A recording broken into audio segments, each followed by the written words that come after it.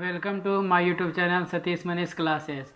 आज की क्लासेस में हम साइंस की जो श्रृंखला चला रहे थे उसका नेक्स्ट पार्ट देखेंगे। आपने पिछली वीडियो नहीं देखे हैं तो उसको देख ली, बहुत इंपॉर्टेंट है। पिछले वीडियो में हमने प्रकाश का वर्ण विक्षेपण किसे कहते हैं इसके बारे में पढ़ा था। अब हम इसके अगले टॉपिक पे आते हैं। अगला टॉपिक क्या है? अगला टॉपिक है पार्श्विक विस्थापन क्या है। तो पार्श्विक विस्थापन आपतित किरण और निर्गत किरण के बीच की दूरी को पार्श्विक विस्थापन कहा जाता है। ये बिहार बोर्ड के परीक्षा में एक बार पूछ चुका है, previous year question. Second question most important है, संयोजन अभिक्रिया किसे कहते हैं, उदाहरण सहित लिखिए। ये केमिस्ट्री का चैप्टर 1 का बहुत इम्पॉर्टेंट टॉपिक है, संयोजन अभिक्रिया। वैसा रासायनिक अभिक्रिया जिसमें दो या दो से अधिक पदार्थ परस्पर संयोग करके एक नए पदार्थ का निर्माण करता है, जिसका गुण मूल पदार्थों के गुणों से बिल्कुल भिन्न होता है, संयोजन अभिक्रिया कहलाता है। संयोजन अभिक्रिया उसे कहते हैं जिसमें दो या दो से अधिक पदार्थ परस्पर संयोग करके एक नए पदार्थ का निर्माण करता है, जिसका गुण मूल पदार्थ के गुणों से बिल्कुल भिन्न होता है। आइए इसका एक एग्जाम्पल देखते हैं। एग्जाम्पल है carbon plus oxygen CO plus O2। तो ये रिएक्शन करके CO2 बनाता है, कार्बन डाइऑक्साइड। तो ये दो पदार्थ परस्पर संयोग करके एक अन्य पदार्थ का निर्माण किया जिसका मूल पदार्थों से बिल्कुल भिन्न है। ठीक है। दूसरा ऐसे ही मैग्नीशियम प्लस ऑक्सीजन अभिक्रिया का मतलब मैग्नीशियम ऑक्साइड बनाया। अभी यहाँ पे देखिए, यह कार्बन और ऑक्सीजन आपस में विक्रिया करके कार्बन डाइऑक्साइड का निर्माण करता है, जिसका गुण ना तो ऑक्सीजन की तरह है और ना ही कार्बन की तरह है, जैसे मैंने बताया। ये ऐसे ही आप इसके बारे में भी लिख सकते हैं।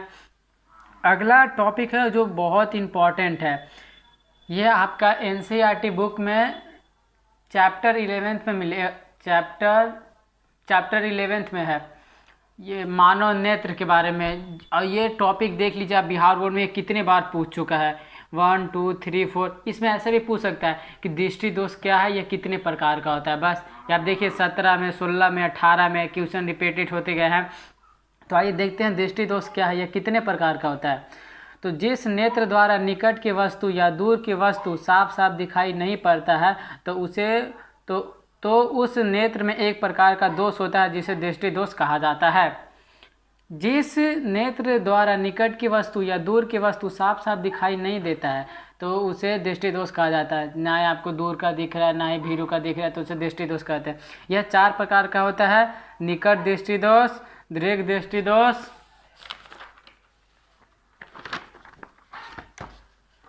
जरा दृष्टि दोष और अविद्युक्ता। आपके सिलेबस में अकॉर्डिंग आपको जरा दृष्टि तो ये पढ़ना है, अविद्युक्ता के बारे में नहीं पढ़ना है, पर मैंने बता दिया। तो आपके बोर्ड के परीक्षा में ये क्वेश्चन सिर्फ पूछ सकता है कि दृष्टि दोष क्या है, यह कितने प्रकार का होता है। तो आप इतना लिख देंगे तो आपका 2 नंबर मिल जाएंगे।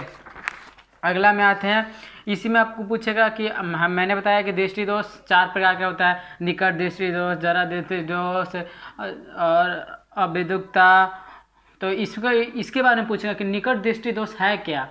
तो निकट दृष्टि दोष जिस नेत्र द्वारा निकट की वस्तु साफ साफ दिखाई देता है किंतु दूर की वस्तु साफ साफ दिखाई नहीं देता है, तो उस नेत्र में एक प्रकार का दोष होता है, जिसे निकट दृष्टि दोष कहा जाता है। निकट दृष्टि दोष में यह है कि आपकी निकट की वस्तु नहीं दिखेगी, निकट की वस्तु साफ साफ दिखाई देगी पर दूर की वस्तु साफ साफ दिखाई नहीं देगी। अभी ये भी है कि यह किन कारणों से होता है, ये आपको बोर्ड के परीक्षा में 2 बार पूछ चुका है बिहार बोर्ड में, और ये भी पूछ चुका है कि किन कारणों से होता है। तो दूसरा है, यह 2 कारणों से होता है। नेत्र गोला का लंबा हो जाना, अर्थात नेत्र लेंस और रेटिना के बीच की दूरी बढ़ जाना। अब डायग्राम से बनाएंगे तो बहुत कुछ समझ में आ जाएगा। क्या नेत्र गोला का लंबा होना अर्थात नेत्र लेंस और रेटिना के बीच की दूरी बढ़ जाना। तो आप देखिए पहले यहाँ था तो यहाँ से ये बढ़ गया, तो रेटिना और इसके बीच की दूरी बढ़ गई, यहाँ पे लेंस है। ठीक है। और दूसरा क्या है, नेत्र लेंस की आवश्यकता से अधिक मोटा हो जाना, अर्थात फोकस दूरी कम जाना। नेत्र लेंस आवश्यकता से अधिक मोटा हो गया जिसके कारण फोकस दूरी कम गया। ठीक है। ये 2 कारण है। आप डायग्राम के साथ बनाएंगे तो बहुत अच्छा रहेगा, कॉपी चेक करने वाले को बहुत अच्छा से समझ में आएगा। अब देखिए यहाँ पे लिखा हुआ है उसके बारे में, इन दो कारणों से दूर स्थित वस्तु का प्रतिबिंब रेटिना पे ना बनकर रेटिना के पहले ही बन जाता है, जिसके कारण वस्तु स्पष्ट रूप से दिखाई नहीं देता है। और इसके उपचार को लिखे तो उपचार देखिए 2 बार बिहार बोर्ड में ऑलरेडी पूछ चुका है। तो उपचार क्या है कि इस दोष को दूर करने के लिए अवतल लेंस का उपयोग किया जाता है। जैसे ये देखिए यहाँ पे अवतल लेंस हम पहले ही लगा दिए, तो इसका जो दोष है उसका उपचार किया जा सकता है। आपके बोर्ड में क्वेश्चन ऐसे डायरेक्ट पूछा जाएगा कि निकट दृष्टि 5 नंबर क्वेश्चन में पूछा जाएगा निकट दृष्टि दोष क्या है, यह किन कारणों से होता है, इसे दूर करने के उपाय लिखे। तो आप इतना लिख दोगे तो उसमें आपको 5 नंबर आराम से मिल जाएंगे।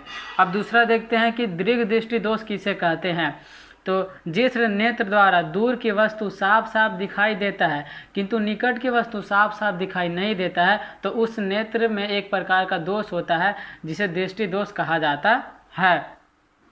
दीर्घ दृष्टि दोष में है कि आपका निकट का दिखाई देगा, निकट की दूर की वस्तु साफ साफ दिखाई देगा किंतु निकट की वस्तु साफ साफ दिखाई नहीं देता है, तो उस नेत्र में एक प्रकार का दोष होता है जिसे दीर्घ दृष्टि दोष कहा जाता है। यह भी 2 कारणों से होता है नेत्र गोला का छोटा हो जाना अर्थात लेंस और रेटिना के बीच की दूरी कम जाना। जैसे आप देखिए डायग्राम, नेत्र गोला का छोटा हो जाना, पहले इतना बड़ा था छोटा हो गया तो इसके बीच की दूरी कम गया, रेटिना के बीच की दूरी बढ़ गया कम गया। अब डायग्राम ऐसे बनाते जाइए आपको बहुत अच्छा होगा। दूसरा है नेत्र लेंस का आवश्यकता से अधिक पतला हो जाना अर्थात फोकस दूरी बढ़ जाना।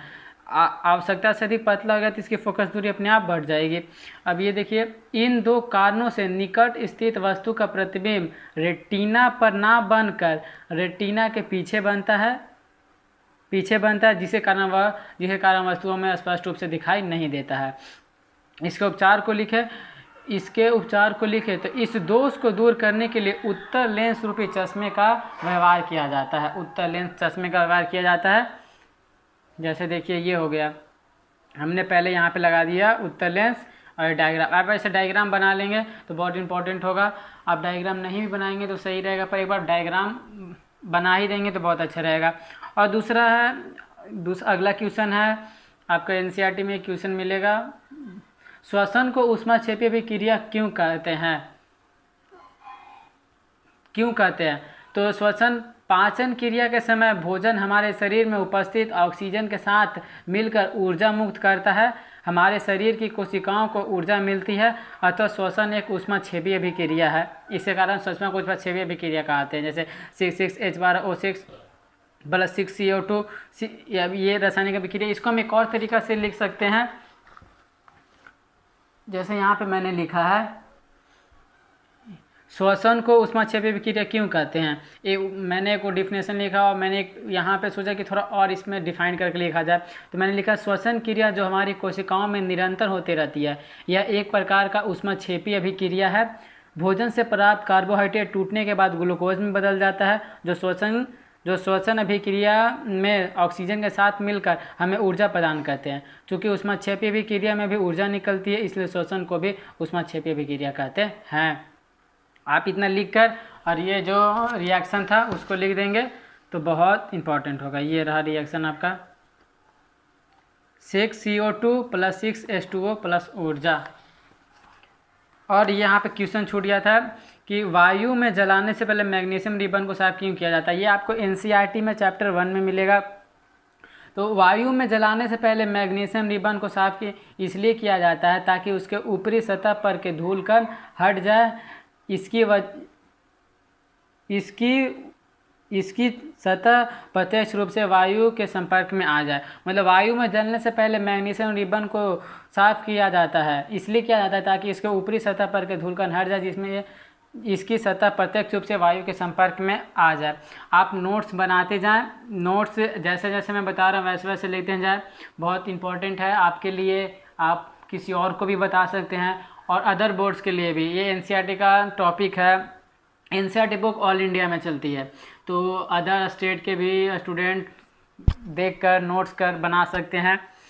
और इस क्लास में आपको साइंस, मैथ, एसएसटी सब की आपको पूरी वीडियो मिलेगी और पूरे एग्जाम्पल के साथ मिलेगी। तो थैंक यू वीडियो देखने के लिए। मिलते हैं नेक्स्ट वीडियो में।